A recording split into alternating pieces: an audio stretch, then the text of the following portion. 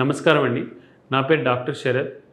I'm consultant neuro physician at city neuro centre, Tirumalagiri. మనం కొన్ని విషయాలు తెలుసుకుందాం ఈరోజు. మూర్ఛ వ్యాధి ఎందుకు వస్తుంది అంటే ఫిట్స్ అనేది మనం చిన్న వయసు నుంచి పెద్ద వయసు వరకు ఎవరిలో అయినా రావచ్చు. అయితే దీనికి కారణాలు 50% మందికి మనకి కారణం ఉంటుంది, 50% మందికి కారణం తెలియదు. యూజువల్గా మనం చూస్తుంటాం, చిన్న వయసు వాళ్ళకి కూడా ఫిట్స్ వస్తూ ఉంటుంది, కానీ పెద్ద వయసు వాళ్ళకి కూడా ఫిట్స్ వస్తుంటుంది.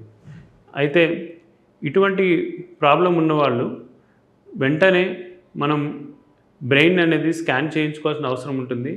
అదేవిధంగా ఈ ఫిట్స్ ఏదైతే ఉన్నదో దానికి మెడిసిన్ స్టార్ట్ చేయాల్సిన అవసరం ఉంటుంది. అండ్ ఈఈజీ అనే టెస్ట్ కూడా మనం చేసుకోవాలి. చేస్తే మనకి ఫిట్స్ అనేది ఎక్కడి నుంచి స్టార్ట్ అవుతుంది, అది ఎలా ప్రోగ్రెస్ అవుతుంది అనేది మనకు తెలుస్తుంది.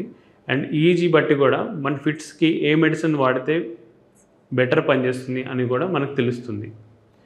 ఎంఆర్ఐ నార్మల్గా ఉంటే ఎటువంటి ప్రాబ్లం ఉండదు. ఎంఆర్ఐలో కానీ మనకి ఏమైనా ప్రాబ్లం ఉన్నా, లేకుంటే ఫిట్స్ కానీ 2-3 మందులు వాడుతున్నా కూడా ఎక్కువ అవుతున్నా కూడా వాళ్ళకి సర్జరీ చేయాల్సిన అవసరం కూడా ఉంటుంది.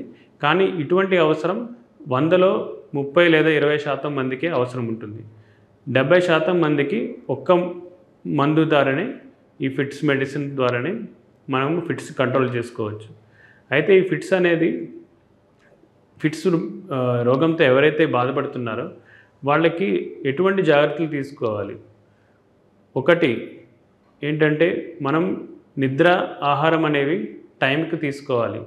ఈ రెండాట్లో ఏది లేట్ అయినా కూడా ఫిట్స్ వచ్చే అవకాశం ఉంటుంది. నిద్ర అనేది అట్లీస్ట్ 6 నుంచి 8 గంటల వరకు మనం చేయాలి. ఆహారం కూడా మనం రోజుకు 3 పూటలు టైంకి తినాల్సిన అవసరం ఉంటుంది. ఎందుకంటే బాడీలో గ్లూకోజ్ లెవెల్స్ కానీ, పోషకాహారాలు లేకుంటే మినరల్స్ లైక్ కాల్షియం, సోడియం తక్కువైనా కూడా ఫిట్స్ అనేవి మనకి ప్రెసిపిటేట్ అవ్వడం ఉంటుంది. అంతేకాకుండా కొంతమందికి ప్రెగ్నెన్సీలో కూడా ఫిట్స్ వచ్చే అవకాశాలు ఎక్కువగా ఉంటాయి. మరి ప్రెగ్నెన్సీలో ఫిట్స్ రాకుండా ఉండాలంటే ఏం చేయాలి? మనం రెగ్యులర్గా బీపీ అనేది చెక్ చేసుకుంటూ ఉండాలి. రెగ్యులర్గా డాక్టర్తో ఫాలోఅప్తో ఉండాలి. సో దట్ మనకి బీపీ కానీ, లేకుంటే యూరిన్లో ప్రోటీన్ రావడం కానీ, ఇటువంటి సమస్యలు ఉంటే మనకి ఫిట్స్ వచ్చే అవకాశం ఎక్కువగా ఉంటుంది. సో ఇలాంటివి మనము ఒక గైనకాలజిస్ట్ని కలిసి రెగ్యులర్గా మనం సంప్రదిస్తుంటే మనకి ప్రెగ్నెన్సీలో ఫిట్స్ అనేది రాకుండా ఉంటుంది. అండ్ వాళ్ళు ప్రెగ్నెన్సీలో కూడా ఎక్కువ వాటర్ కన్జ్యూమ్ చేయడం, ఎక్సర్సైజ్ చేయడం అనేది అవసరం. ఇంకా అదేవిధంగా ఎవరైనా కిడ్నీ సంబంధిత వ్యాధులతో బాధపడుతుంటే వాళ్ళకి కూడా ఫిట్స్ వచ్చే అవకాశం ఎక్కువగా ఉంటుంది. సో ఆ కిడ్నీకి సంబంధించిన వ్యాధులు ఉన్నా కూడా మనకి డయాలసిస్ మీద ఉన్నా, డయాలసిస్ మీద లేకున్నా వాళ్ళు రెగ్యులర్గా ఒక డాక్టర్ని కలుస్తూ ఉంటే, లైక్ నెఫ్రాలజిస్ట్ని వాళ్ళు కలుస్తూ ఉంటే ఈ కిడ్నీ సమస్య వ్యాధుల్ని మనం కంట్రోల్లో చేసుకున్నా కూడా మనకి ఫిట్స్ వచ్చే అవకాశం తక్కువ ఉంటుంది.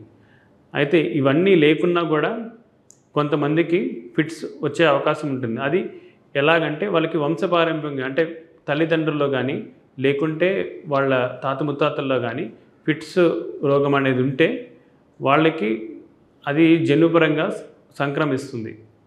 సో వాళ్ళకి ఇటువంటి సమస్యలు ఉంటే ఫిట్స్ ఎక్కువ రిస్క్ ఉంటుంది కాబట్టి వాళ్ళకి ట్రీట్మెంట్ స్టార్ట్ చేయాల్సి ఉంటుంది.